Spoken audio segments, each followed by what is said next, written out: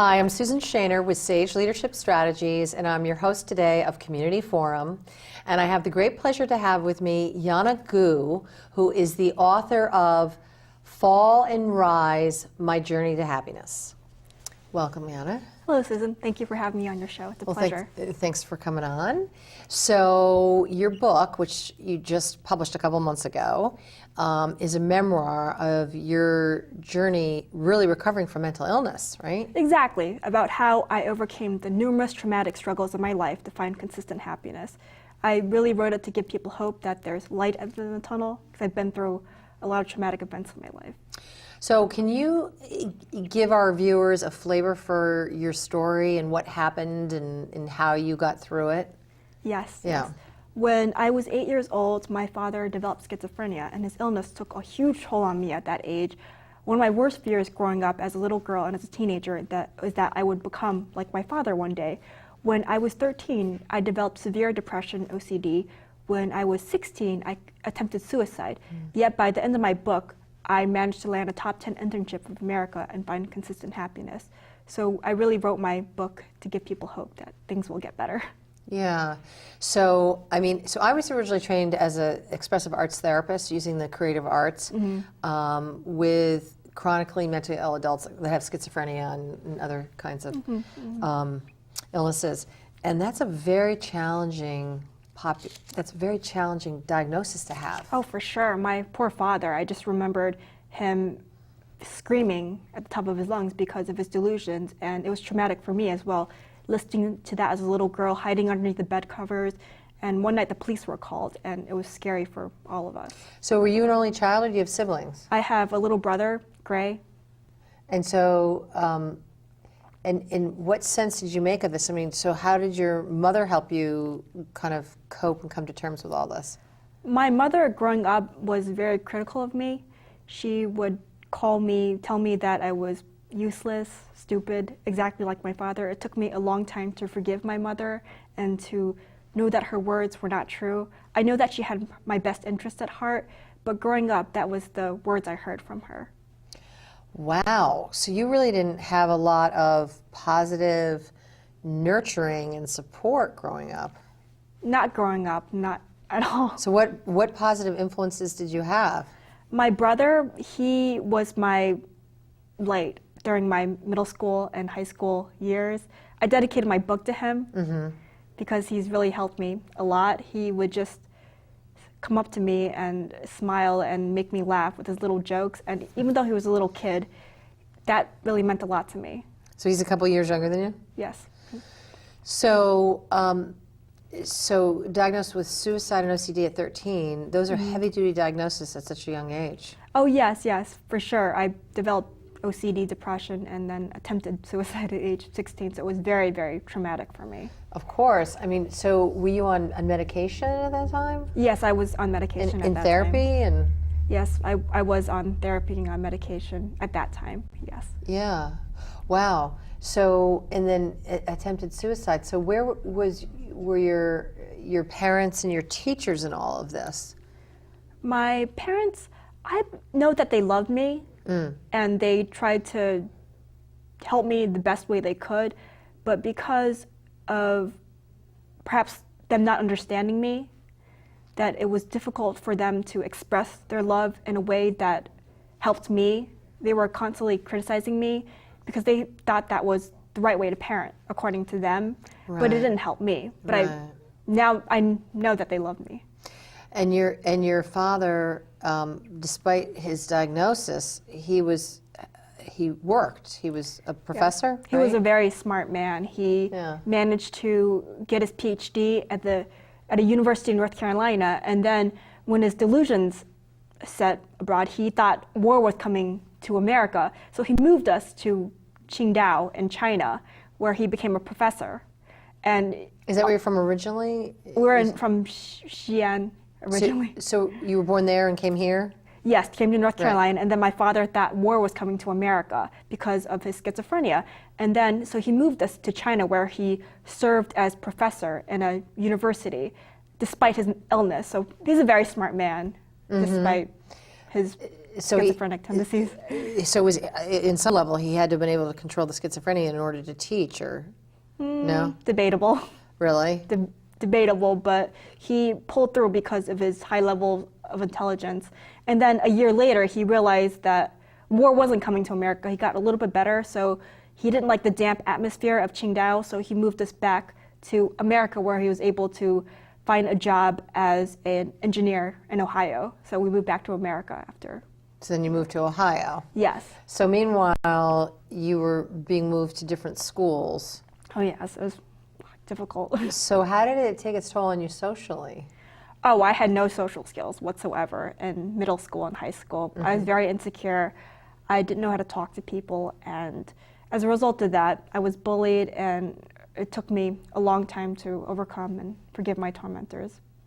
So what do you think was instrumental in helping you recover from depression? It was finding self-worth, realizing self-worth, not demanding perfection from myself. As a teenager, I was a complete perfectionist. Everything had to be perfect or else I wasn't good enough. That's what led to my downward spiral of OCD and depression. But when I realized I'm good enough just the way I am, that I don't need to demand constant perfection from myself, that it's okay to be myself and to not demand perfection from myself. That's what got So me. having that realization, and yet it sounds like also you had some really good conditioning that was unfortunately negative conditioning that was kind of really reinforcing and unconscious. So it's great to talk to yourself and say, okay, it's not so bad. You don't have to be perfect. It's okay. But how do you really undo all of that unconscious conditioning? Do you know what I'm saying? Yes. It took a long time. It wasn't. Yeah. It didn't happen just like that. But Right. it first started out with affirmations, telling myself that I'm good enough just the way I am. I'm worthy, and repeating over again.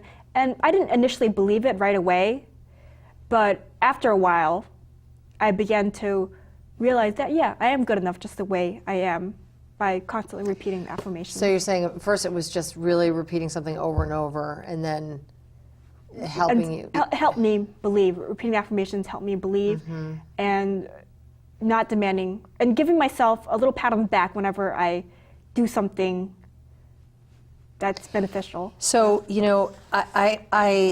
have just been very aware, just in general in the public, that teen suicide is really on the rise and has been. And obviously, you're beyond your teenage years now. But so I just did a quick. This is Wikipedia, but I'm sure the stats are fairly accurate. It says that suicide rate for teenagers has tripled in the last couple of decades. And that's really alarming.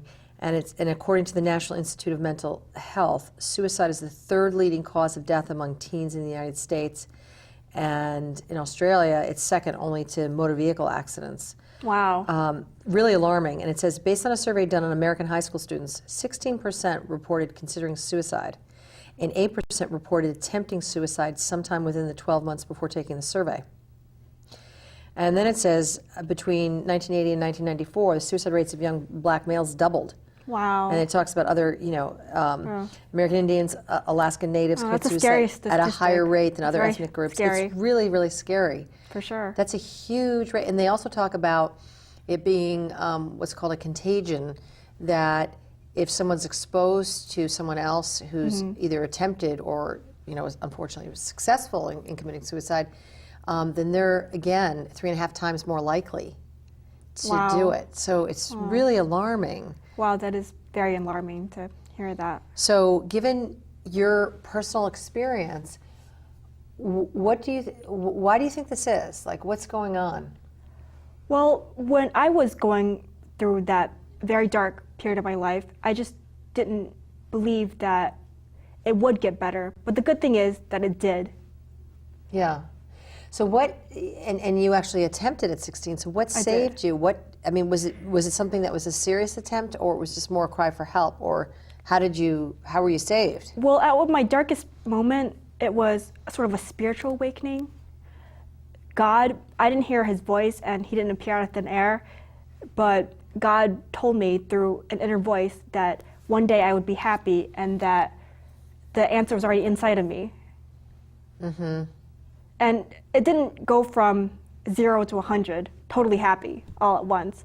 But hearing that inner voice, that spiritual guidance was really what helped me keep going during that very traumatic time. So, and then did you leave? What happened at that point? I mean, did you leave your high school? Did you go back to your high school? I left my high school during that point of a year, and then I went back during my senior year, and then things got better, and I was accepted to college. So were you in a residential treatment while you were recovering? Like, did you have school there, or you just completely left your high school and went to a different high school? Yeah, I went sort of like a residential type Because it program. would be very difficult to go back, I would think, to the same environment. Right. Well, I only stayed at my previous high school for about half a year before graduating to go to college. So you went back for a very short period of time? Yeah, not overly long. Yeah. Yeah. So what do you attribute to helping you recover other than having a realization? I mean, were there certain, treatments, tools, exercises, supports that helped you? I was on medication and going to therapy for a while, but what really did help me was realizing that I'm worthy, I'm good enough just the way I am. So, there's many different kinds of different therapeutic modalities.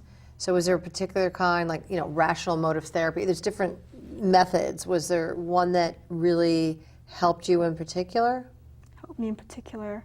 Well, all of the therapists I had been to in the past emphasized that it was important to feel good about myself. And that was really what helped me.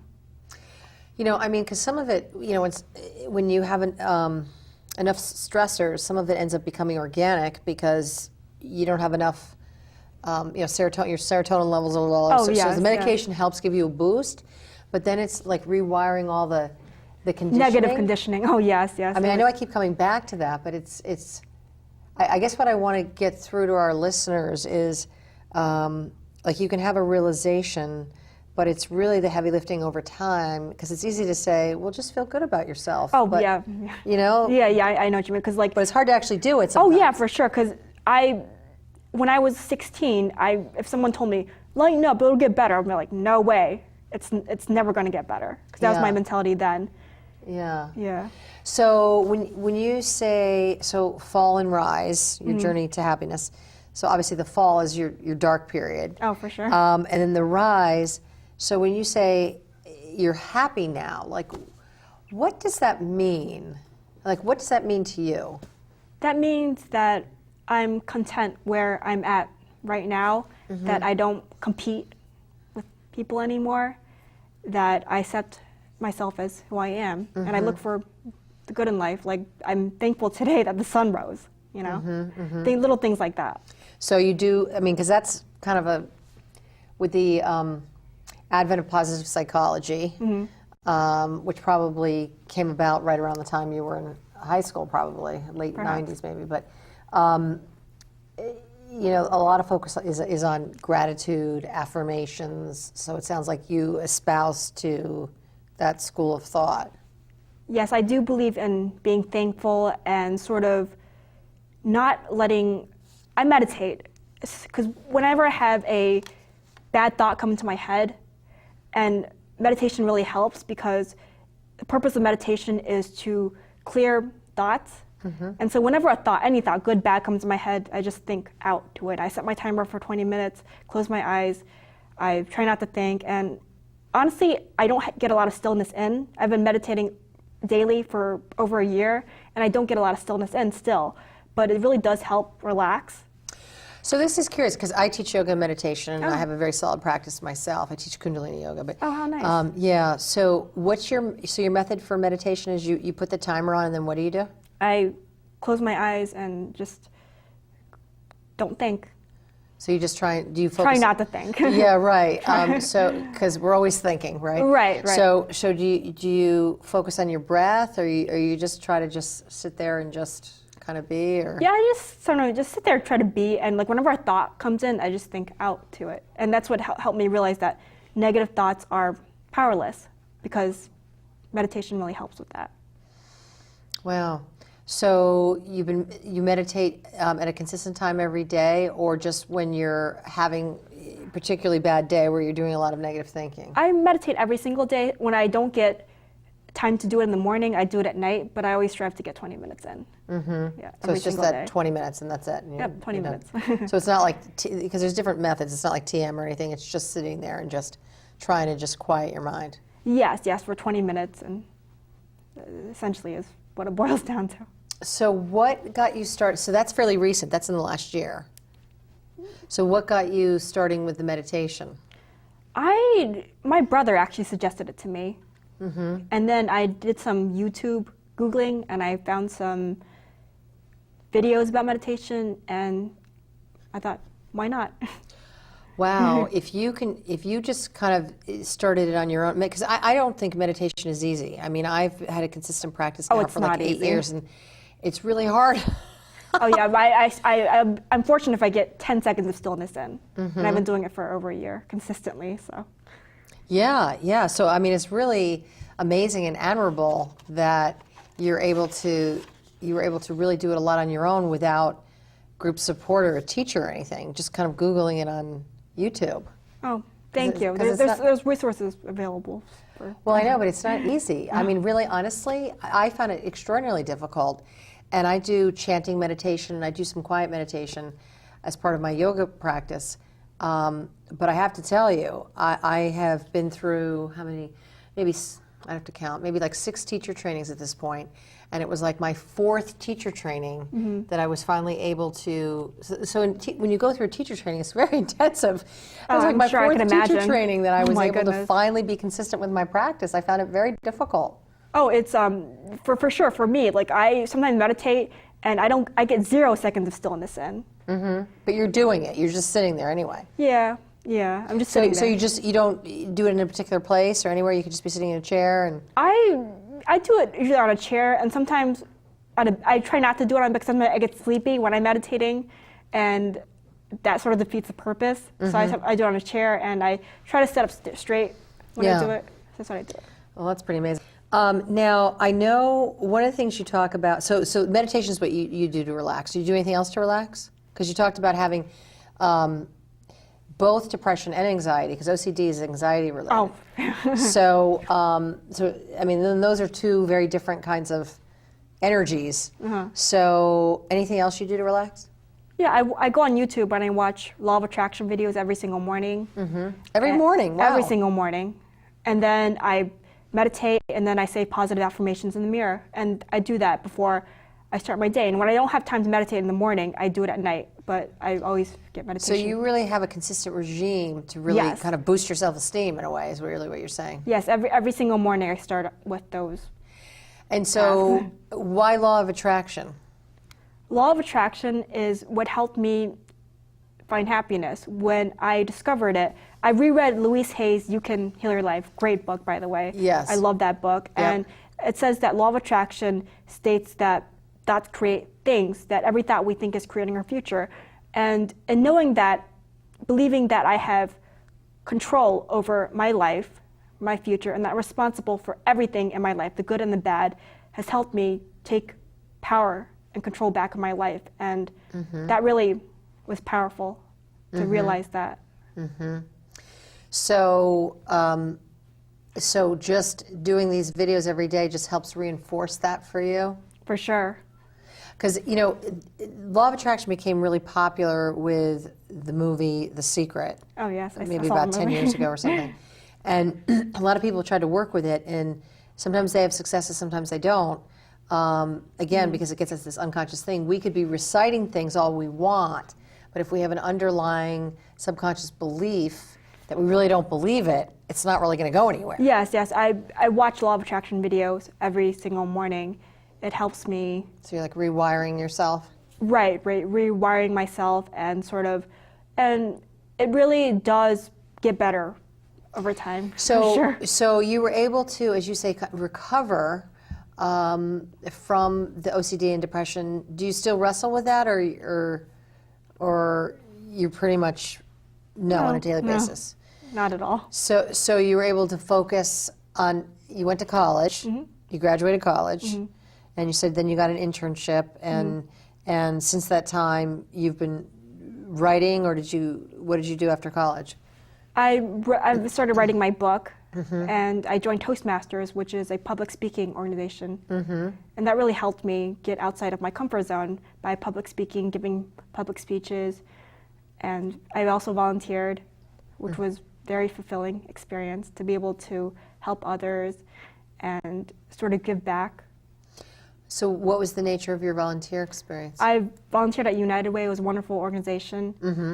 And it was very, very satisfying to be part of that, to see people light up. Yeah.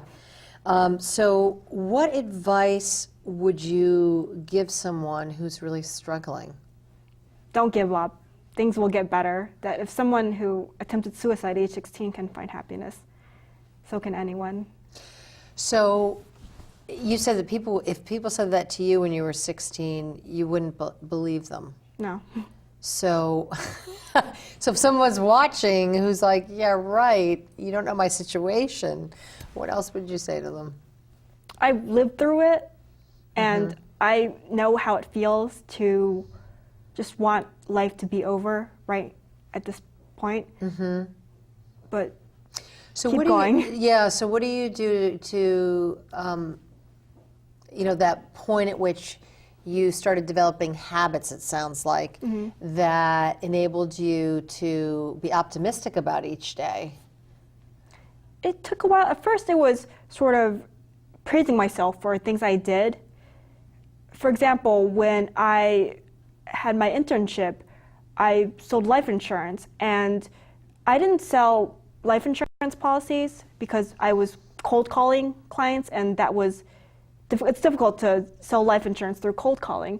And one of my fellow interns, sold a life insurance policy the second week, and I didn't sell any, and he perhaps sold 7 or 8. But it was from not demanding perfection for myself, from saying, you know what, Yanna, it's okay. You never would have done this in high school.